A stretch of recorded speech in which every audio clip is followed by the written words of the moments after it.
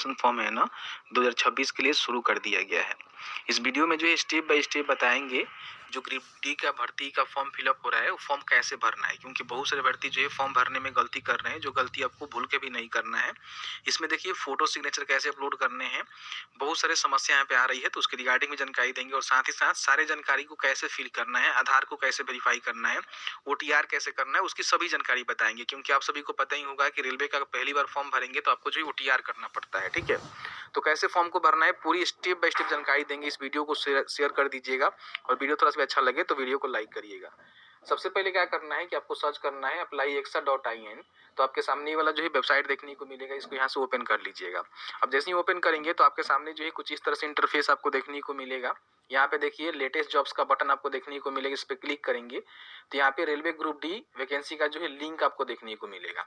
इस पर क्लिक करके वैकेंसी की पूरी जानकारी सबसे पहले चेक कर लेंगे, जिसमें जरूरी है चेक करना, क्योंकि मान लीजिए अप्लाई कर रहे हैं तो जानकारी चेक करना बहुत ज़्यादा जरूरी है। अब इसमें जो पोस्ट की बात करें तो 21,997 पदों पे भर्ती निकाली गई है। बाकी आपका जो एप्लीकेशन फॉर्म है 31 जनवरी से शुरू हुआ है और आप यहाँ पे 2 मार्च तक जो है फॉर्म को भर सकते हैं और इसका जो फी पेमेंट है 4 मार्च तक कर सकते हैं। और इसका जो एडिट का विंडो है वो 5 से लेकर जो है 14 मार्च के बीच में खुलेगा। किसी प्रकार की कोई गलती होगी तो आप सुधार भी कर सकते हैं। बाकी यहाँ पे बताया गया है कौन से जोन में कितनी भर्ती है, तो इसकी जानकारी जरूर चेकआउट कर लीजिएगा, क्योंकि फॉर्म भरते समय जोन वाइज ही आपको फॉर्म भरना होता है। किसी एक जोन के लिए फॉर्म को भर सकते हैं, तो उसकी जानकारी को चेकआउट कर लीजिएगा। बाकी क्राइटेरिया वही रहेगा कि आपने मैट्रिक पास किया हुआ है तो फॉर्म को भर सकते हैं, या फिर आपने ITI किया हुआ है तो भी फॉर्म को भर सकते हैं, या फिर आपने ITI ना करके अप्रेंटिसशिप किया हुआ है तो भी फॉर्म को भर सकते हैं। तीनों कैंडिडेट एलिजिबल हैं, कोई भी दिक्कत नहीं है, ठीक है। 18 से लेकर जो है 33 साल के बीच में आपका उम्र होनी चाहिए। हालांकि आपको यहाँ पे एज रिलैक्सेशन मिलता है, उसको आपको देखना पड़ेगा। SC ST को 5 साल, OBC को 3 साल। तो नोटिफिकेशन चेकआउट कर लीजिएगा। बाकी यहाँ पे किस कैटेगरी को कितना पेमेंट देना होता है, जैसे कि मान लीजिए जनरल OBC EWS के लिए 500 रुपया है, SC ST PH EBC के लिए 250 रुपया है, जो कि पूरी तरह से रिफंडेबल होता है। इसमें 400 रुपये मिल जाएगा और इसमें 250 रिफंडेबल हो जाता है, जो कि CBT में अपियर करेंगे एग्जाम में। तो उसके बाद यहाँ पे बाकी सारी जानकारी आपको देखने को मिलता है, कैसे सिलेक्शन वगैरह होता है, चेकआउट कर लीजिएगा।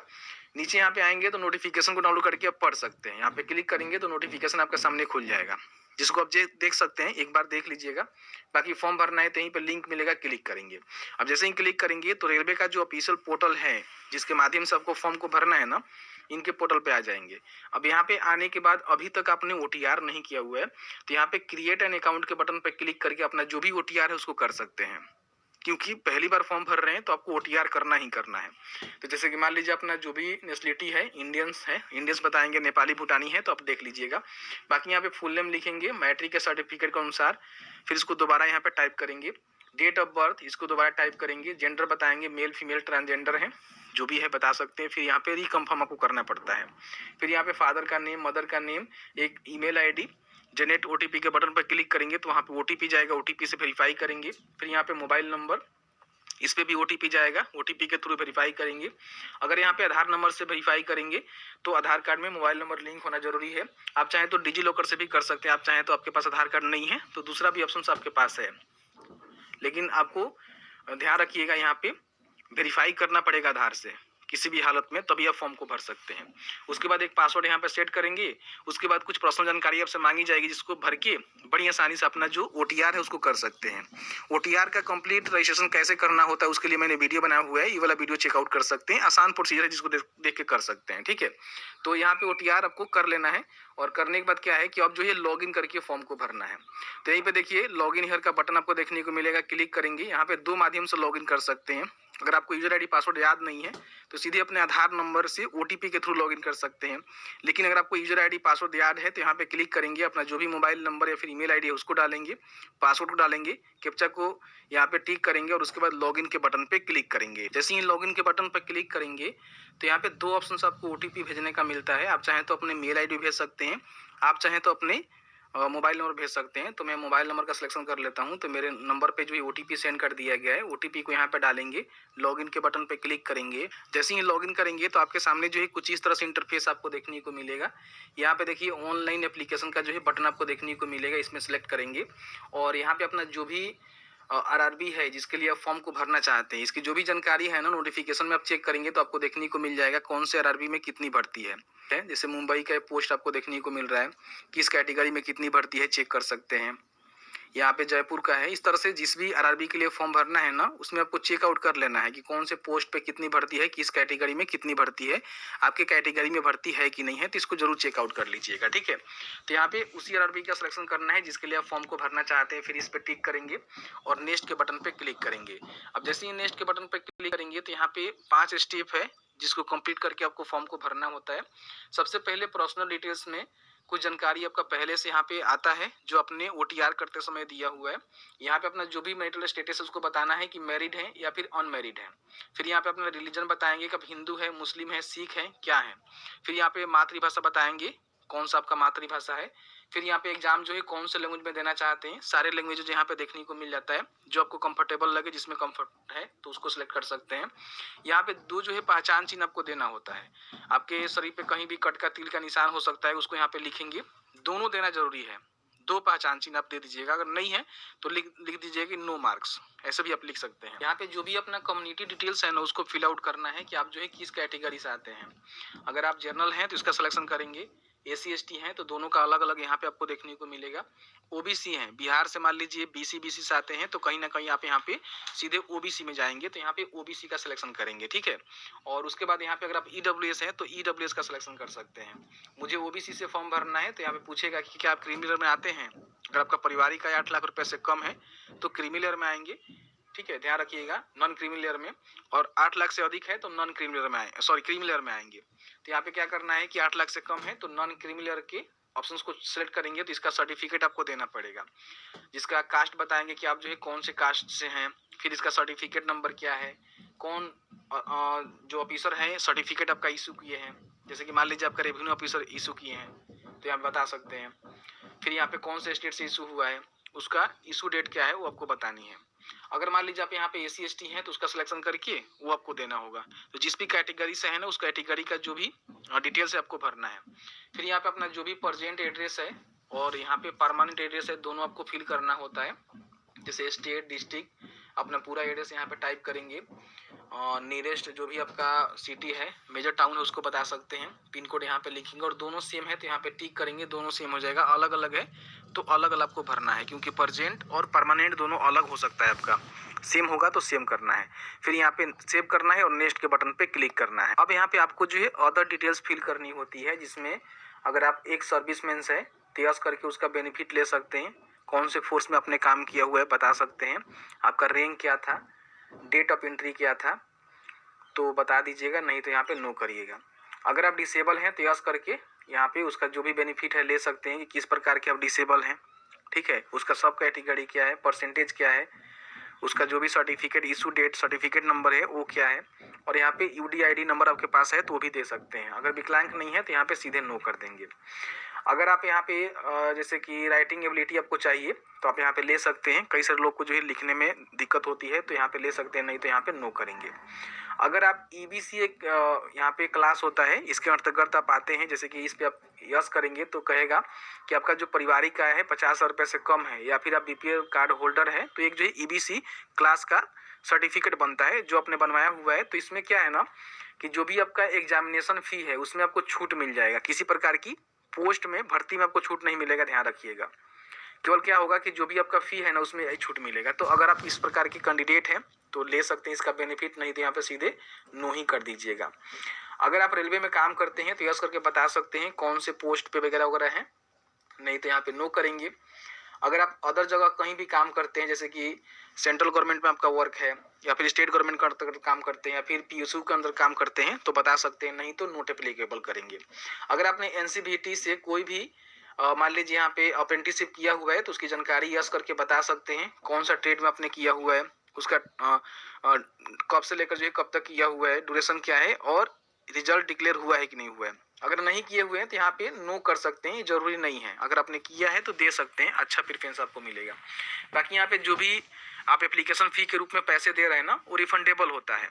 SC ST को 250 रुपये का 250 रुपये मिल जाता है, फर्स्ट एग्जाम में बैठते हैं।